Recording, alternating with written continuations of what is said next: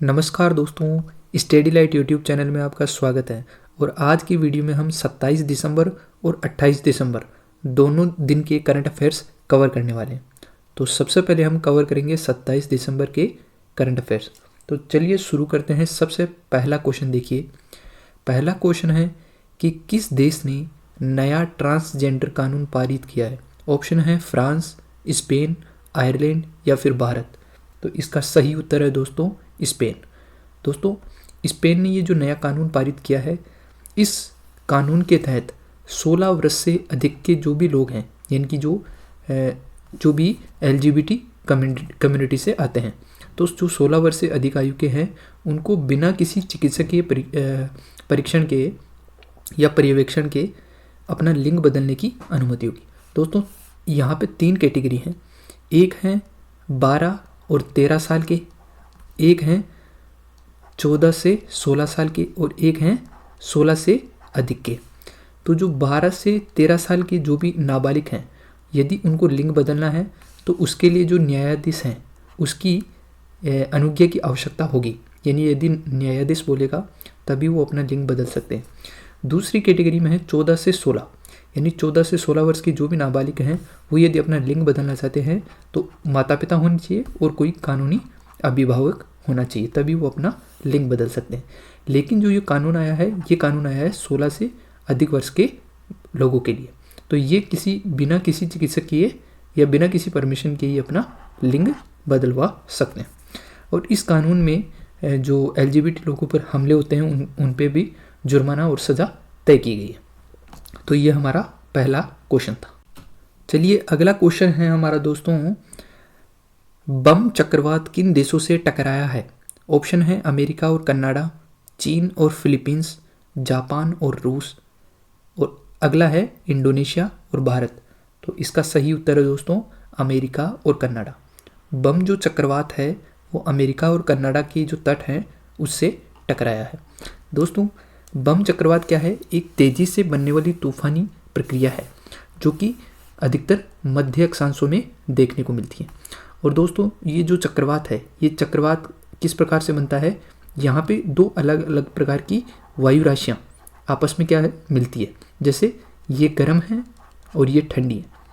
जब इन हवाओं के मिलने से ये चक्रवात उत्पन्न होते हैं। और जो हरिकेन होते हैं ये उससे अलग होते हैं। हरिकेन तो क्या होता है? हरिकेन होता है कि जो समुद्र का पानी होता है, अगर उसका टेम्परेचर बढ़ जाता है, यानी टेम्परेचर बढ़ जाता है तो हरिकेन का निर्माण होता है। लेकिन जो चक्रवात होते हैं उस चक्रवात में क्या होता है, 2 अलग अलग विपरीत गुणों वाली जो हवाएं हैं वो आपस में मिलती है, तब जाके चक्रवात बनते हैं। और जो बम चक्रवात है, ये जो बम चक्रवात बना, इसमें 24 घंटे के भीतर बैरोमेट्रिक दबाव 24 मिलीबार की गिरावट आ जाती है। इसी के कारण ये जो चक्रवात होते हैं वो बहुत ही भयानक होते हैं। और दबाव जितना कम होता है तूफान उतना ही अधिक तेज़ी से आता है। क्यों आता है? क्योंकि यदि जो प्रेशर है यहाँ पे लो प्रेशर बनेगा तो जो बाहर की तरफ से अधिक प्रेशर वाली हवाएं हैं वो तेज़ी से यहाँ आएगी, अंदर की ओर आएगी, जिसके कारण जो इसका इंटेंसिटी है वो बहुत तेज़ हो जाएगी। और तेज़ी से 2 वायु राशियों के बीच दबाव अंतर के कारण ही ये चक्रवात आता है। और ज्योग्राफी में इसको एक टर्म दिया गया है, ये कई एग्जाम्स में पूछा जा सकता है कि ये जो टर्म है वो किससे रिलेटेड है। तो ये इसको दिया गया है कि यदि इस चक्रवात की तीव्रता जितनी अधिक होगी तो इसको बोलते हैं बोम्बोजेनेसिस। और दोस्तों जैसे कि आपको पता होगा कि जो हवाएं हैं वो चक्रीय गति क्यों करती है? ये पृथ्वी के घूर्णन के कारण करती है। जब हमारी पृथ्वी घूमती है तो एक आभासी बल उत्पन्न होता है जिसको कोरियोलिस बल कहा जाता है। कोरियोलिस, इस कोरियोलिस बल के कारण ये हवाएं क्या करती है? घूमती है। और इसी के कारण क्या होता है? ये चक्रीय रूप में प्रवाहित होती है और जो चक्रवात है उसकी उत्पत्ति होती है। तो ये हमारा आज का दूसरा क्वेश्चन था। अगला हमारा क्वेश्चन है दोस्तों, कौन सी कंपनी RTPO यानी कि रिमोट, इसका मतलब होता है रिमोट ट्रेनिंग पायलट ऑर्गेनाइजेशन, और टाइप प्रमाणन प्राप्त करने वाली भारत की पहली ड्रोन कंपनी बन गई है। तो आपके ऑप्शन है जेनटेक, पारस डिफेंस, रतन इंडिया एंटरप्राइजेस या फिर गरुड़ एरोस्पेस। तो इसका सही उत्तर है गरुड़ एरोस्पेस। दोस्तों कि नागरिक और उड्डयन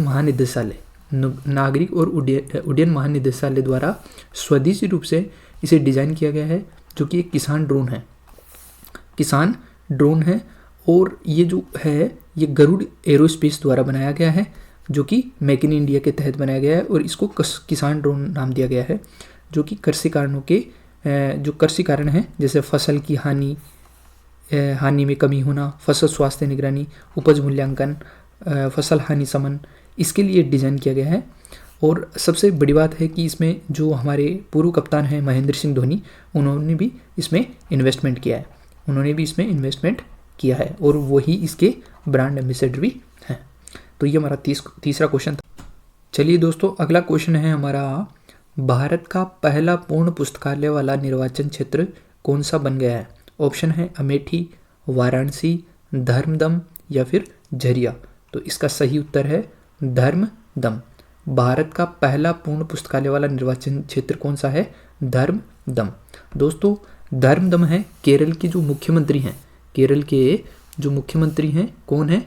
पिनाराई विजयन।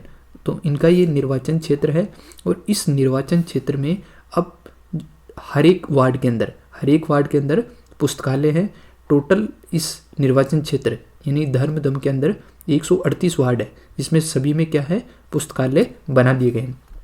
इससे पहले 63 वार्डों में पुस्तकालय नहीं थे, अब टोटल 138 जितने भी जो वार्ड है उन सभी में पुस्तकालय बना दिया गया। और दोस्तों, एक चीज़ और है कि भारत में पहला सार्वजनिक पुस्तकालय केरल में ही है, केरल राज्य का केंद्रीय पुस्तकालय, जिसको त्रिवेंद्रम पब्लिक लाइब्रेरी कहा जाता है। तो आपको याद रखना है कि जो त्रिवेंद्रम पब्लिक लाइब्रेरी है ये भारत का पहला सार्वजनिक पुस्तकालय है, जो कि केरल में है।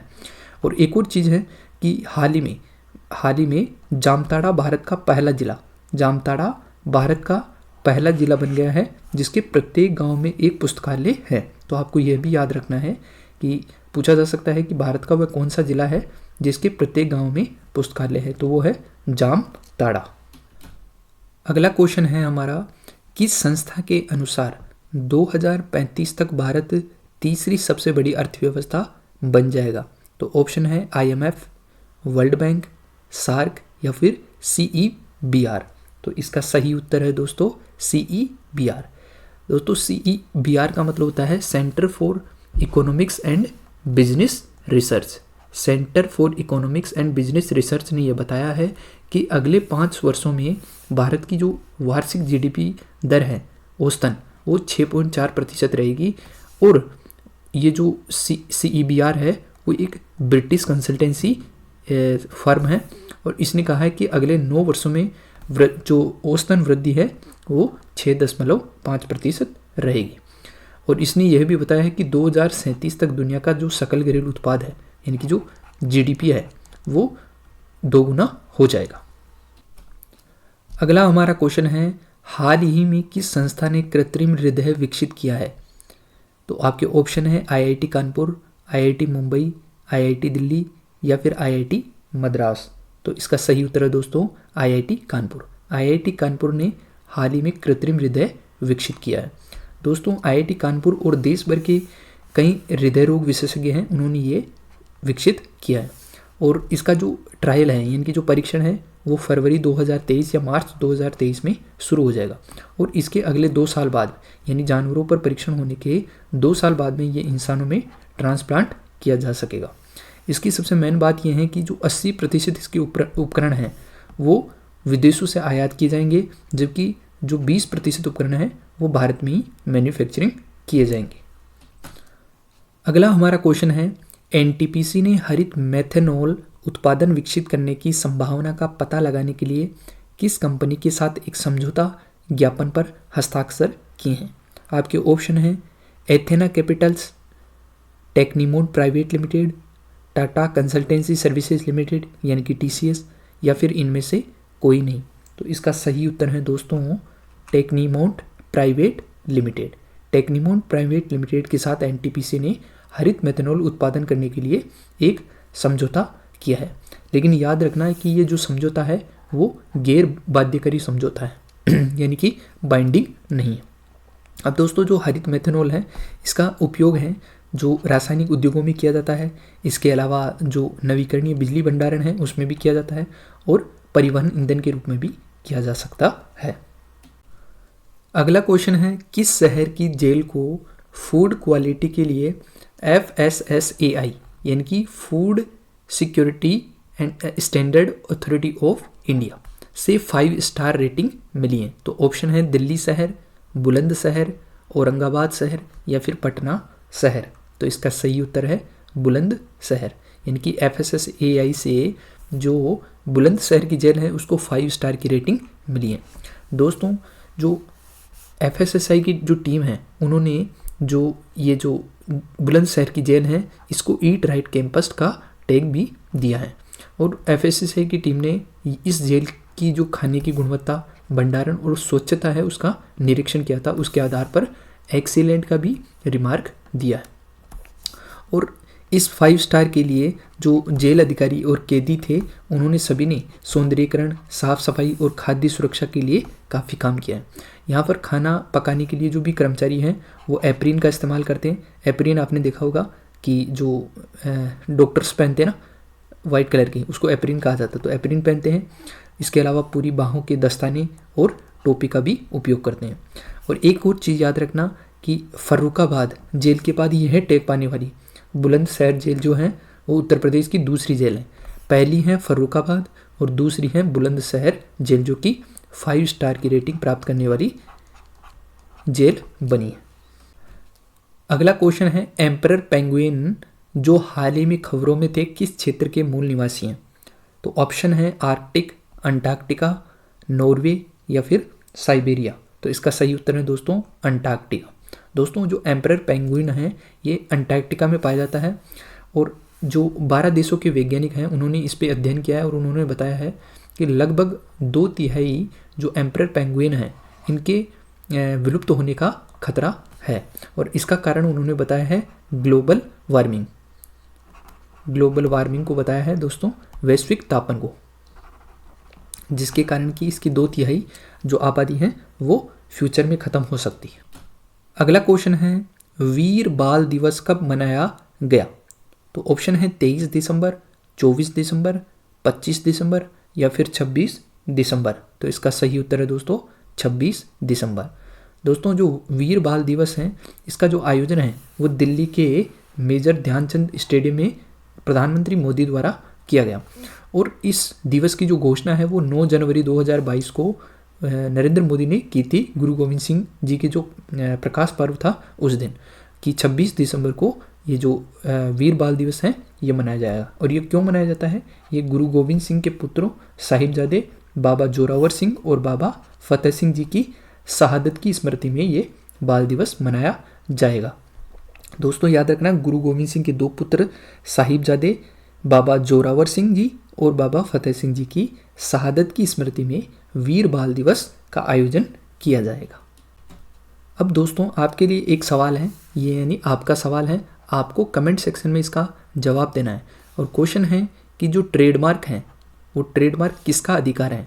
एक व्यक्ति का या फिर एक कंपनी का या फिर व्यक्ति तथा कंपनी दोनों का या फिर इनमें से कोई नहीं? तो आपको कमेंट सेक्शन में इसका आंसर देना है कि ट्रेडमार्क किसका अधिकार है। तो ये हमारे 27 दिसंबर के करंट अफेयर्स थे दोस्तों। अब हम बात करेंगे 28 दिसंबर के करंट अफेयर्स की। हमारा पहला क्वेश्चन है, किसको विज्ञान और अनुसंधान के क्षेत्र में उनकी उत्कृष्टता के लिए अटल अन्वेषी शिखर सम्मान से सम्मानित किया गया है? ऑप्शन है प्रभुचंद्र मिश्रा, प्रेमचंद्र मिश्रा, सतीश चौहान या फिर अनिल सोलंकी। तो इसका सही उत्तर है दोस्तों प्रभुचंद्र मिश्रा। दोस्तों, प्रभुचंद्र मिश्रा को 90वें अटल सम्मान समारोह के दौरान ये जो सम्मान है इससे नवाजा गया है। और ये क्यों किया गया है? क्योंकि ये मिश्रा जी ने क्या किया है कि जो बांझपन है उस बांझपन के क्षेत्र में इन्होंने काम किया है स्टेम सेल और रीजनरेटिव मेडिसिन बनाने में दोस्तों, ताकि जो बांझपन की समस्या है, यानी बांझपन की समस्या का मतलब है कि जिन महिलाओं को बच्चे पैदा नहीं हो सकते, तो उस समस्या को दूर करने के लिए इन्होंने इस क्षेत्र में काम किया है। और वह international association of stem cell and regenerative medicine के अध्यक्ष भी थे।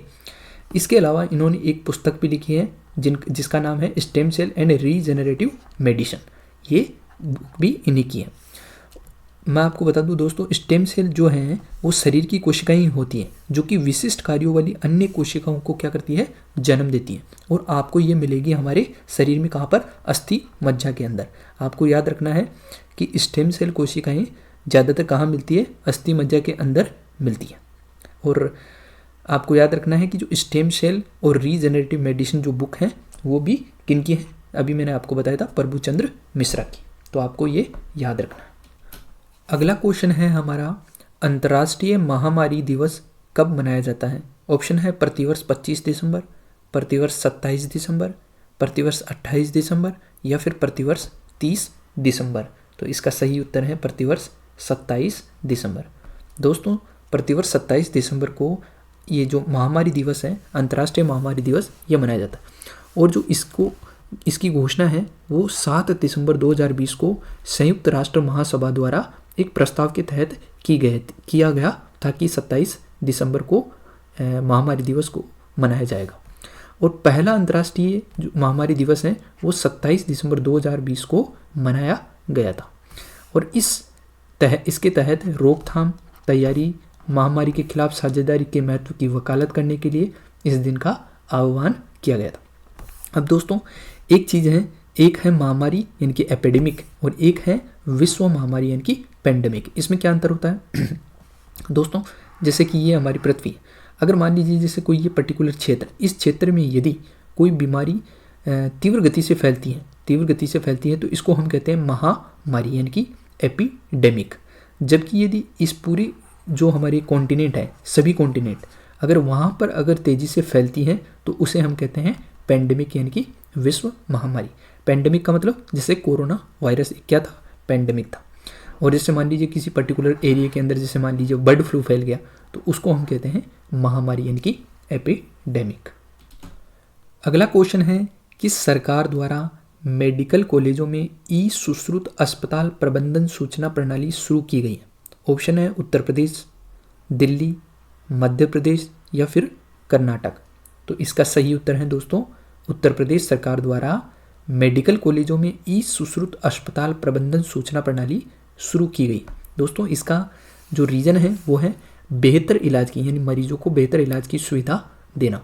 और ये पहले चरण में 22 मेडिकल कॉलेजों में शुरू किया गया है। इसके अंदर जो मरीज़ हैं उसका रजिस्ट्रेशन, भर्ती, डिस्चार्ज, एम्बुलेंस, खाना, दवाइयाँ और डॉक्टरों की डिटेल, ये सभी ऑनलाइन इस सॉफ्टवेयर में फीड रहेगी, डेटाबेस में सेव रहेगी। और इससे क्या होगा, इससे मरीजों के इलाज से जुड़े जितने भी काम हैं उन सभी में क्या आएगी, ट्रांसपेरेंसी आएगी। अगला क्वेश्चन है, राष्ट्रपति द्रौपदी मुर्मू ने संविधान के किस अनुच्छेद द्वारा प्रदत्त शक्तियों का प्रयोग करके ई स्पोर्ट्स को आधिकारिक तौर पर भारत सरकार द्वारा मल्टी स्पोर्ट इवेंट के हिस्से के रूप में मान्यता दी है? ऑप्शन है अनुच्छेद 72 के खंड 3, अनुच्छेद 72 के खंड 2, अनुच्छेद 77 के खंड 3 या फिर अनुच्छेद 89 के खंड 3। तो इसका सही उत्तर है दोस्तों अनुच्छेद 77 के खंड 3 के तहत।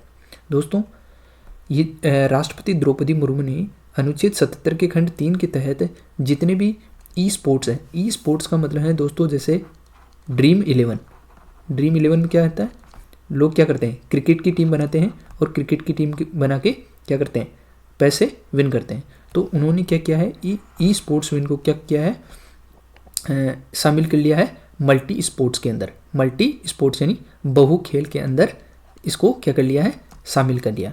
और उन्होंने ये बताया है कि जो ई स्पोर्ट्स होता है, ई स्पोर्ट्स में जितने भी लोग खेलते हैं वो अपने शारीरिक और मानसिक क्षमता का उपयोग करके टीम बनाते हैं और जीतते हैं। तो ये चीज़ लीगल है। अगला क्वेश्चन है, किसी प्रदेश में स्थानों के नाम बदलने की अनुमति कौन सा मंत्रालय देता है? ऑप्शन है संसदीय कार्य मंत्रालय, कानून एवं न्याय मंत्रालय, कृषि एवं किसान कल्याण मंत्रालय या फिर गृह मंत्रालय। तो इसका सही उत्तर है दोस्तों गृह मंत्रालय। किसी प्रदेश में स्थानों के नाम बदलने की अनुमति कौन सा मंत्रालय देता है? गृह मंत्रालय। दोस्तों चर्चा में क्यों?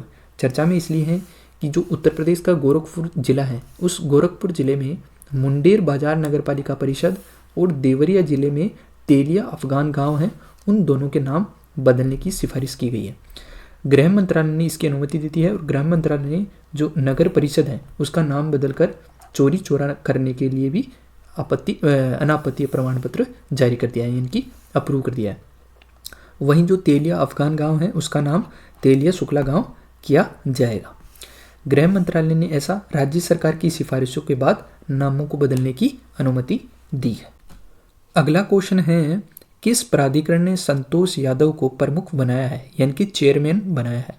ऑप्शन है दिल्ली विकास प्राधिकरण, भारतीय राष्ट्रीय राजमार्ग प्राधिकरण, राष्ट्रीय विधिक सेवा प्राधिकरण या इनमें से कोई नहीं। तो दोस्तों इसका सही उत्तर है बी, भारतीय राष्ट्रीय राजमार्ग प्राधिकरण। दोस्तों 26 दिसंबर को वरिष्ठ नौकरशाह संतोष कुमार यादव को भारतीय राष्ट्रीय राजमार्ग प्राधिकरण यानी कि NHAI ने अध्यक्ष के रूप में नियुक्त किया है। वर्तमान में शिक्षा मंत्रालय के स्कूल शिक्षा और साक्षरता विभाग में अतिरिक्त सचिव के पद पर ये कार्यरत हैं संतोष कुमार यादव जी। अगला क्वेश्चन है, किसको रेलवे बोर्ड का नया अध्यक्ष यानी कि चेयरमैन और CEO नियुक्त किया गया है? ऑप्शन है प्रेमचंद मिश्रा, सतीश चौहान, अनिल सोलंकी या फिर अनिल कुमार लाहौटी। तो इसका सही उत्तर है डी, अनिल कुमार लाहौटी। अनिल कुमार लाहौटी को रेलवे बोर्ड का नया अध्यक्ष और CEO नियुक्त किया गया है।